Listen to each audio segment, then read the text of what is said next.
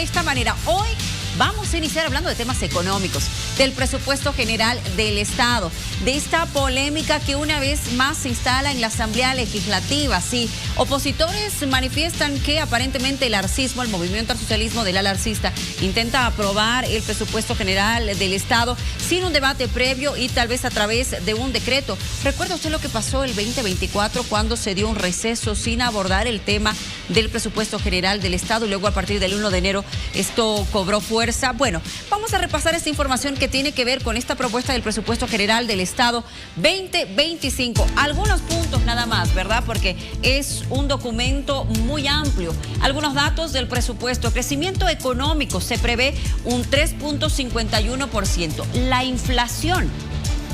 Este dato me llama mucho la atención. La inflación se prevé que llegue a 7.5. En el 2024, en el presupuesto general del Estado 2024 se prevía una inflación del 3.6 y hemos cerrado una gestión con una cifra mucho superior.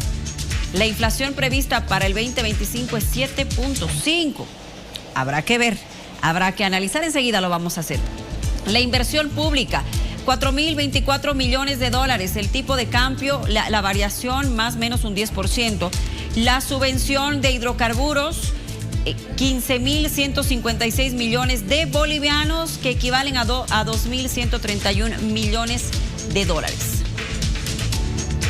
Esos son algunos de los puntos importantes que vamos a analizar enseguida. Quiero darle la bienvenida a nuestro primer invitado. Él es Gustavo Aliaga, asambleísta de Comunidad Ciudadana. Nos acompaña esta noche parte de la comisión que debe hablar del presupuesto general del Estado. Bienvenido, Gustavo.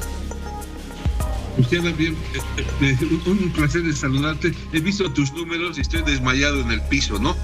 Porque la verdad, algo está pasando con el país. Yo pertenezco a la comisión que tiene que ver en la parte primaria, en diputados, la revisión.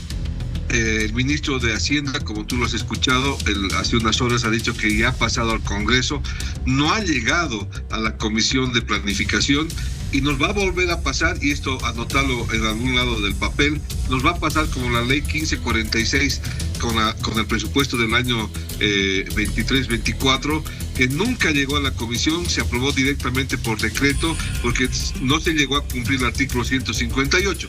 Pasaron los 60 días y el gobierno lo aprobó inmediatamente el 3 o el 2 de enero del año 24. Entonces, el problema es mucho más delicado. Esta es la segunda vez que el gobierno está obviando la posibilidad de que el Congreso apruebe y revise tanto en diputados y en senadores el presupuesto.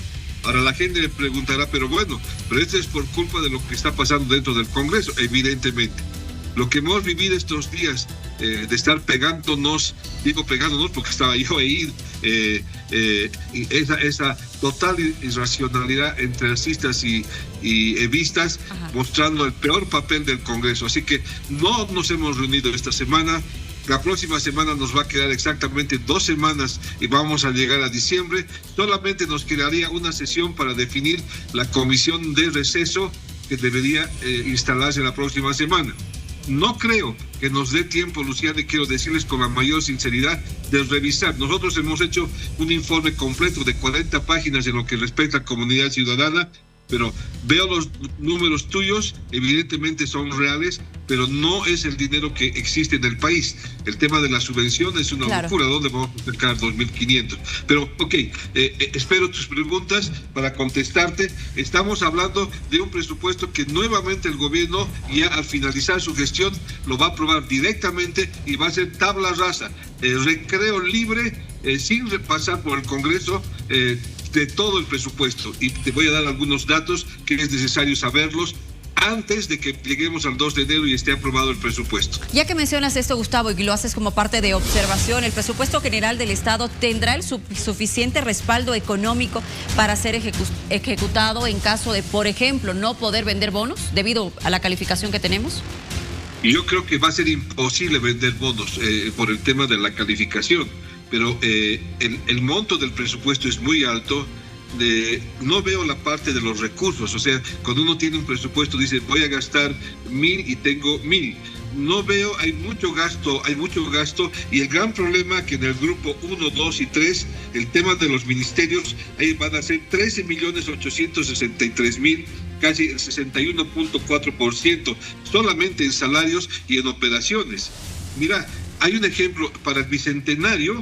El gobierno ha puesto la friolera de 300 millones para el Bicentenario, y quiero decirte que hace una semana atrás el gobierno nos ha mandado un documento del BID pidiendo 75 millones de dólares para hacer plazas, calles, no sé qué cosa para el Bicentenario. O sea, algo no está bien. O sea, no sé si...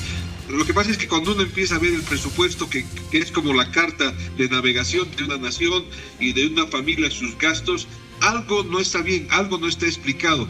¿Por qué no es transparente? El ministro debería estar esta semana explicando el presupuesto en el Congreso, pero no van a venir, porque supongo que el presidente también debe decir: me van a negar el presupuesto en esta pelea interna que tengo y yo no voy a quedar mal. Entonces, Luciana, eso es un problema para todo el país, porque es obligación de nosotros conocer el presupuesto en la realidad. Y obviamente lo que dicen algunas personas que conocen el tema, podemos terminar de destruir la escasa estabilidad económica que tenemos, ¿no? Levantar las restricciones van a permitir al Banco Central de que eso se tome dinero del Banco Central y esté gastando el Banco Central casi de manera descontrolada, incrementando significativamente la inflación, lo que tú dijiste al principio. Esto es muy complicado y queríamos discutir, queríamos hablar, pero nuevamente el gobierno ha decidido jugar sus propias cartas. Obviamente por el problema que está viviendo el MAS, porque esto no es que hay un problema grave, es un problema político del MAS que ha terminado afectando la estabilidad política del país. Gustavo, el gobierno ha aumentado, me parece, alrededor de 10% y más, casi un 11% el presupuesto general del Estado. ¿Hay algún argumento para poder aumentar en este porcentaje el presupuesto, estando en una situación económica complicada como la que vive Bolivia en este momento? ¿O se estarán tomando previsiones o agarrándose, si vale el término, de posibles futuros préstamos? Tú te has dado cuenta ahorita, si vas a tu cartera, digo, a la cartera de los amigos que están ahí, todos los billetes de 100 bolivianos son nuevos. O sea, están emitiendo de manera descontrolada. El presupuesto del 25 llegaba a 296.565.000. O sea, ha habido un incremento del 12.4%, ¿no? En comparación al año pasado. Supongo que aquí están justificando lo del Bicentenario, pero lo del Bicentenario podríamos gastar menos, hacer menos cosas, pero están gastando como si esto fuera la fiesta final de los 5 años, ¿no? Y todavía quedan cosas por hacer. Entonces, eso es uno de los temas, Luciana, que queríamos hablar. ¿Por qué se está aumentando? Cuando deberíamos haber contraído un poco, gastar menos. Obviamente, gastar menos es bajarle gente a la administración pública, en la administración del gasto 1, 2 y 3. ¿Qué te voy a decir en otros temas? Bonos de 3.000 millones, líneas de crédito hasta 400 millones, poner en garantía las reservas es otro tema que era importante saber por qué están haciendo eso. Entonces, Luciana, tenemos un problema muy grave. Estamos cumpliendo casi la misma lógica de la 1546 del año pasado, y nuevamente el presidente va a aprobar el presupuesto sin haber recibido las observaciones, y supongo también él debe pensar que tiene hoy día un parlamento complejo que no le va a aprobar el presupuesto. Ya hemos escuchado lo que ha pasado con los gobernadores.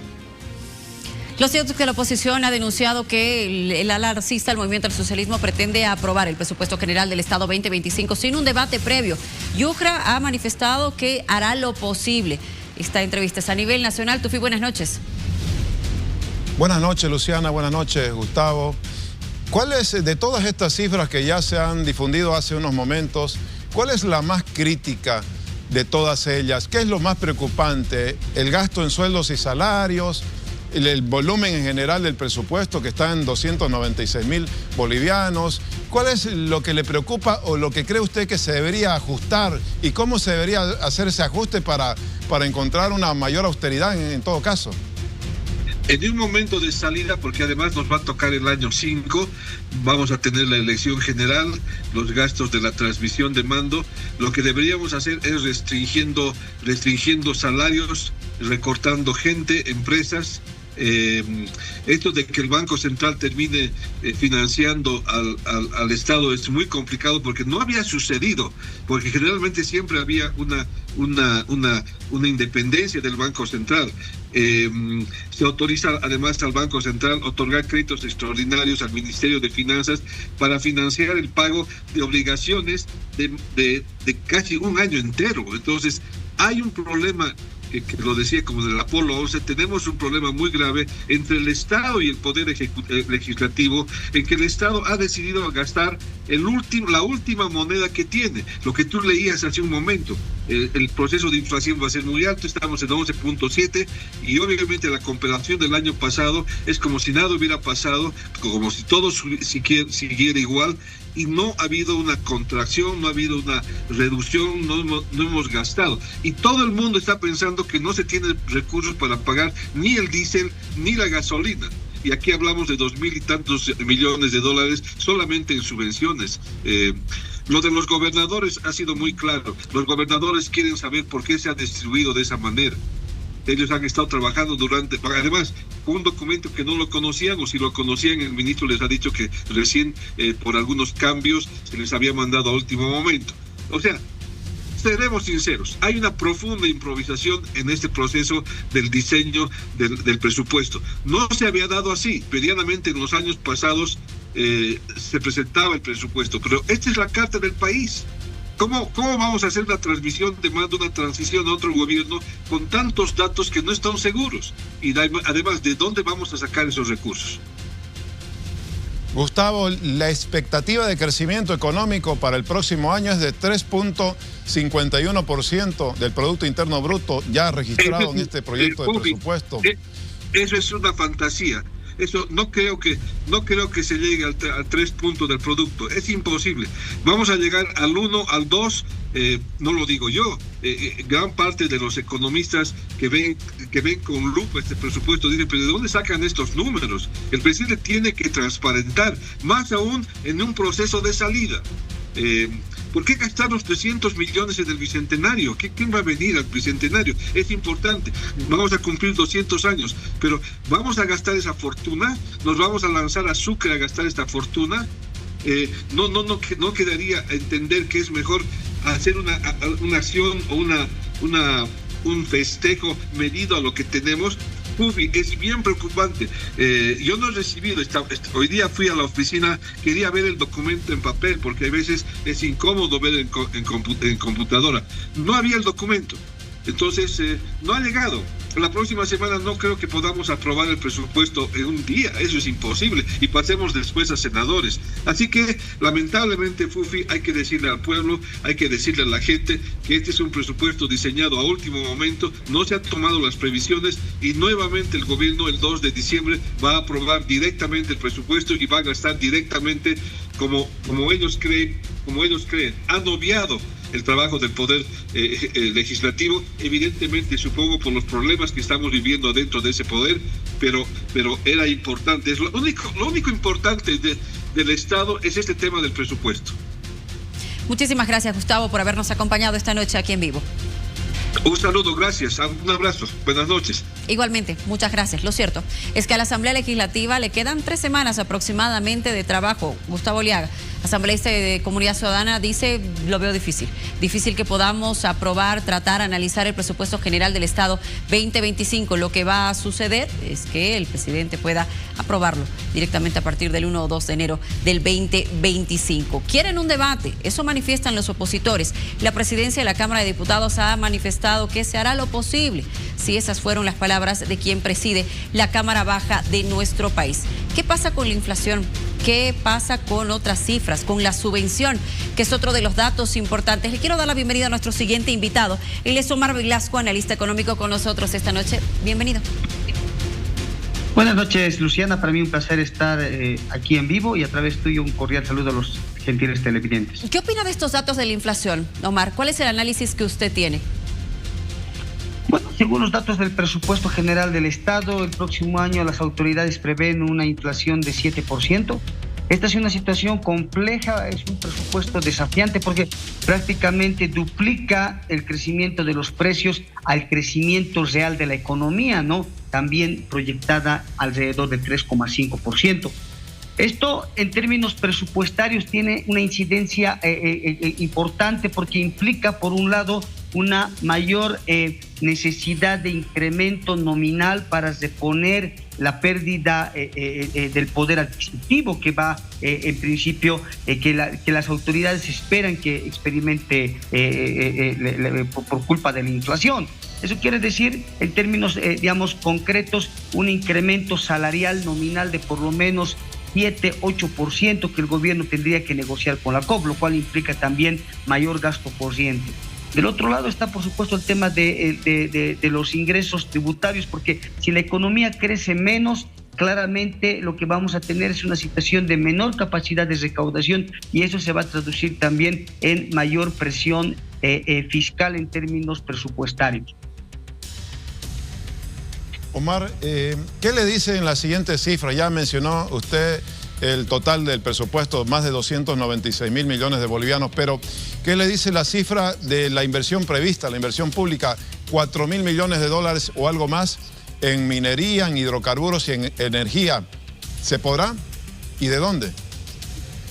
Bueno, en principio, Tufi, este es el nivel de inversión pública de los últimos 3 años. Eso demuestra que, de alguna manera, la inversión se ha ido estancando en la economía nacional, obviamente explicado por esta tendencia negativa o declinante de los ingresos hidrocarburíferos.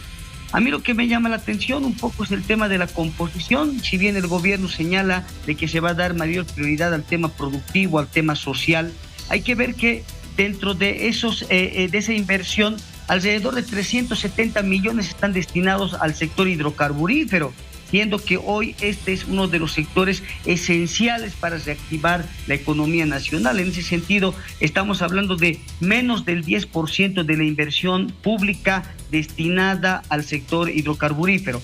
El otro tema que me parece importante señalar está que esta inversión va totalmente a depender de la capacidad financiera que tenga el gobierno para poderla ejecutar, porque claramente en el año y medio anterior el gobierno ha tenido dificultades para ejecutar el presupuesto de inversión, porque muy buena parte de este presupuesto de inversión depende del endeudamiento externo. Pero el endeudamiento externo está sufriendo dos problemas. Por un lado, un riesgo país que ya está bordeando los 2.000 puntos básicos. Eso quiere decir que de prestarse recursos del exterior implicaría tasas de alrededor de 22, 23, 24%. Del otro lado, el gobierno todavía experimenta restricciones financieras internas en la Asamblea al no poder tener la autorización de la Asamblea para poder ejecutar esos recursos. Entonces, este es un presupuesto que está condicionado a pactos políticos que tiene que haber en la Asamblea y por otro lado también a la mejora coyuntural de las condiciones del mercado. Omar, otra de las consultas que le tengo que hacer tiene que ver con el tipo cambiario. Al momento en el país, 6.96. Hay que ver si esto es real, porque la cosa es encontrar con ese tipo de cambio. En el nuevo presupuesto se prevé más o menos un 10%. ¿Será real? ¿Puede bajar o subir? ¿Será real? Ese 10%, Luciana, esa variación de 10 puntos hacia arriba o hacia abajo ha sido, digamos, un mecanismo tradicional que el gobierno ha ido incluyendo en los anteriores presupuestos, pero claramente no acompaña la dinámica de la volatilidad cambiaria que ha tenido el tipo de cambio paralelo, al menos en el último año. En ese sentido, es de esperarse que tengamos un año de estrés de divisas, probablemente mucho más intenso de lo que hemos tenido el año 2024, porque en la medida que nos acerquemos a las elecciones es altamente probable que se experimente ataques especulativos sobre el tipo de cambio que se traduzca en mayor volatilidad cambiaria. ¿Cómo afecta esta volatilidad al presupuesto? Pues por un lado lo que hace es generar mayor presión fiscal, porque el Estado en el tiempo va a necesitar más bolivianos para poder servir la deuda externa. Del otro lado, como tiene un componente importante todavía por el tema de la subvención que se ha presupuestado en torno a los 2.000 millones de dólares para la siguiente gestión, eso va a implicar desde el punto de vista financiero el uso de más bolivianos para poder atender estas importaciones de combustibles. Omar, ¿cómo podrá el gobierno con este presupuesto equilibrar la presión regional? Porque por un lado se mencionan un par de cifras interesantes. Las regiones, las gobernaciones van a recibir 9.000 millones de bolivianos y 3 ministerios van a recibir prácticamente lo mismo: Defensa, Obras Públicas y también el Ministerio de Gobierno. Se hablaba de un pacto fiscal, se hablaba de nueva redistribución de recursos con el censo. ¿Con este presupuesto se contempla este tema de equilibrios regionales? Ya de hecho hay cierto rechazo expresado por algunas gobernaciones. Yo creo que el tema del pacto fiscal es algo que está todavía presente porque no se ha logrado resolver estas asimetrías, no solo en términos de niveles, es decir, entre el nivel central con los niveles subnacionales, sino dentro de los niveles subnacionales en términos horizontales hay asimetrías presupuestarias. Para resolver este problema, por supuesto, es muy importante que haya voluntad política porque se tiene que ver cómo asignar los recursos en un contexto de escasez financiera. Yo lo que veo es que obviamente esta situación se va a ir tensionando mucho más porque si la economía crece menos, eso implica menor coparticipación tributaria para las regiones. Obviamente que en el tiempo las entidades subnacionales han ido dependiendo cada vez más de las transferencias del nivel central. Para resolver este problema es importante que desde el sector, vamos a decir, subnacional, se vayan generando algunos mecanismos, por un lado de financiamiento de muy corto plazo, como son estos fideicomisos públicos, para que las obras públicas que ya están comprometidas dentro del presupuesto se lleguen a ejecutar hasta el final del año, porque claramente esto va a condicionar también la dinámica regional de crecimiento a nivel nacional. Bueno, tú has escuchado, Omar, que 7 de los 9 gobernadores que estaban justamente analizando esto del proyecto del presupuesto han dicho que no lo aceptan, porque evidentemente ellos estaban esperando mucho más. En la situación en la que estamos, también están observando aquel punto donde se habla acerca del control y la fiscalización de los alimentos. Es decir, nos espera un año un tanto difícil para el 2025, ¿verdad? Y en ese sentido creo que es necesario, ¿o qué consideras tú? Necesario que las autoridades que tienen que ver con economía y finanzas se muevan y socialicen cuanto antes, mucho más, no solamente en los medios, también en la Asamblea Legislativa, este proyecto de ley. Es importante, Miriam, que este presupuesto tenga consensos a nivel regional, a nivel de los partidos políticos que están hoy en la Asamblea, para que, por supuesto, se pueda ejecutar durante la próxima gestión. Yo creo que es uno de los presupuestos más difíciles de poder de alguna forma cuadrar, porque la situación económica se ha ido de alguna forma tensionando y eso se ve claramente reflejado en el presupuesto.